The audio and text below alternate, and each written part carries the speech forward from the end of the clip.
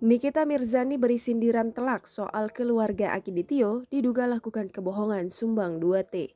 Publik sempat heboh dengan berita sumbangan fiktif 2 triliun dari keluarga Akiditio. Anak bungsu Akiditio, Herianti, disebut melakukan kebohongan besar pada publik. Akhirnya pihak kepolisian menetapkan Herianti sebagai tersangka.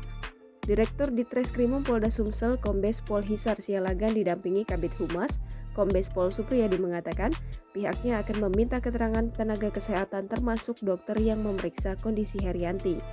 Untuk memastikan kondisi dari pengusaha yang kini sedang jadi perbincangan hangat tersebut terkait penyidikan terhadap Herianti, Hisar berujar pihaknya sudah meminta keterangan dari 5 orang saksi. Aksi kebohongan dari keluarga Akiditio turut juga dikomentari oleh Nikita Mirzani selalu bersuara ketika ada berita heboh khususnya di Indonesia, dilansir Instagram Nikita Mirzani Mawardi _172. Nikita Mirzani heran dengan aksi kebohongan keluarga Akiditio pada Rabu 4 Agustus 2021. Diterangkan Nikita Mirzani sangat disayangkan jika sumbangan 2 triliun yang dilakukan oleh keluarga Akiditio adalah fiktif. Dikatakan Nikita Mirzani, masyarakat di saat pandemi COVID-19 butuh bantuan. Diharapkan Nikita Mirzani agar kejadian tersebut tidak terjadi lagi.